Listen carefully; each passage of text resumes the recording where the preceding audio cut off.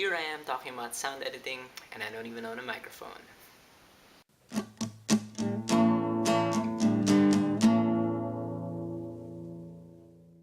So this is part 7 of my Oscar coverage, and now we're talking about sound editing. Now this is different from sound mixing, but the way I understand it, I'm not sure if I'm completely right, but the way I understand the difference is that sound editing refers to like sound effects and stuff, while sound mixing is about how one recorded all the sounds in an area. So like sound mixing is more of in production, sound editing is more of post-production. That's how I understand it. I could be completely wrong, but hey. And honestly, I don't really know how to talk about sound because among all the production aspects of film, I think that's the one where I know the least, honestly.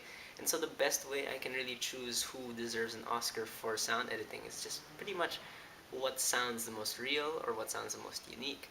Just basically what sounds the best. And that's, I know that's such a loose and vague term, but it's the way I roll, I guess.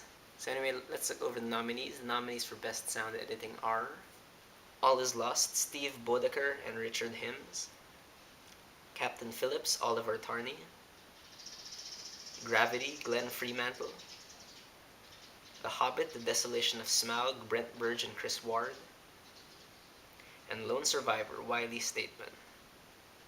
Alright, so we've got a nice varied list here, although, again, to be completely honest, I don't exactly know what I'm doing here, but I'm just gonna try and arrange these to the best of my abilities. I know you guys will probably have different opinions, but, you know, that's what this is for. Anyway, so at 5th place, I'm going to put Captain Phillips. Now, Captain Phillips is nominated also for sound mixing, and I think it kind of deserved that more because I can kind of understand why it was nominated for that more. In terms of sound editing, there's nothing really here that really stands out to me, like while I was watching the movie. It is also very much a movie about silence, ironically, like because, again, there's lots of waiting time, stuff like that, but at the same time, you know, lots of those quiet spaces make the sounds you do hear all the more audible. They're all the more striking, you know. And I found that Captain Phillips wasn't necessarily about, you know, what things sounded like necessarily, but more of what things were happening. So like sound was actually pretty secondary to me in this movie, which might be a bad thing for most thrillers, but it's not that much of a bad thing. I'm just saying that when I came out of the theater, I wasn't really thinking about how this movie sounded, so it does end up at 5th place for that. Now at 4th place, I'm gonna put The Hobbit: The Desolation of Smaug. Now the sound design here is really, really good. Like Peter Jackson, whenever he's doing a Tolkien movie, it's always really good. Like his imagination when it comes to what these creatures should sound like and all these fight scenes and stuff, it's always admirable. However, this does end up at 4th place because we don't necessarily get things as iconic as the stuff in the Lord of the Rings movies. Like from LOTR, I can point out, let's say, the Nazgul, the Fell Beasts, the Mumakil, all that stuff. But here, I think what kind of hurts the chances of The Hobbit winning the Oscar this year are the fact that a lot of these creatures are talking now. They don't necessarily make sounds. Like the spiders talk, Smaug talks, Bjorn the Skin Changer talks. You know, I don't really think it should, you know, be Oscar worthy. But you know, the rest of the sound is good. Like especially when big battles start happening. Like it does, everything does feel authentic. It's just that again, it's nothing we haven't seen before already. Okay, now we get the really good stuff. 3rd place, I'm gonna put All Is Lost. Now the only reason why this ends up at 3rd place is that there isn't that much sound editing in it, I feel. There are only a few scenes, I think, where the sound really does kick in and starts contributing to the story. The rest of this movie it really is like lots of quiet downtime about the guy trying to survive. However, I can point out that the storm scene, like when a storm hits in this movie, it feels so real, as in it really felt like it was raining, and not just raining, it was just torrential rain in the theater when I was watching, and that's really, really impressive. It reminded me of Beasts of the Southern Wild in the typhoon scene there, but here, you know, it's just as scary because you're in the middle of the sea, you know.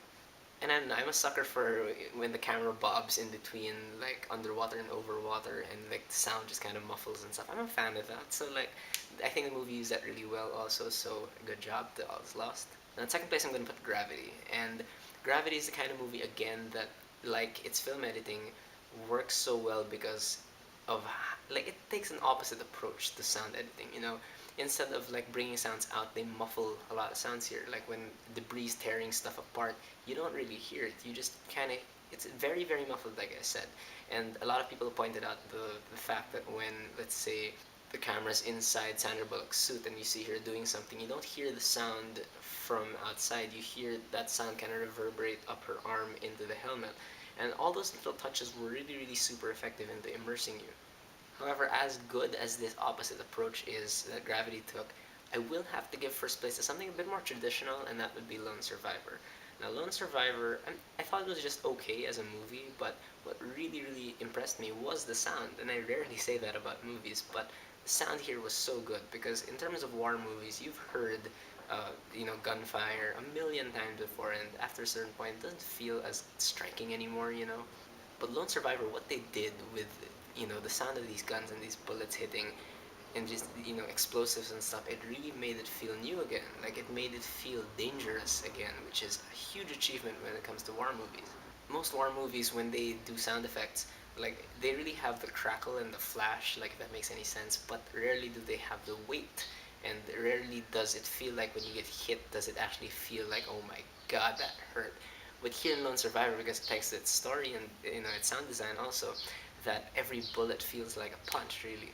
While this movie really was like one half fight scene, and that not necessarily a good thing, it is, for what it was, it did it very, very well. So thus, I really do think it deserves an Oscar for this because it's just so well done. So it's first place for me. However, who I think will win the Oscar, it's gonna go to Gravity. Like I see Gravity pretty much taking over every technical category, and it is well deserved though. Like the fact that it's again an opposite approach to sound editing, I think will strike more viewers. And again, all these other nominees, we've seen that kind of stuff before. Gravity is admittedly the most unique in this batch. Makes me feel good though. Like people are finally appreciating the fact that no sound doesn't mean bad sound.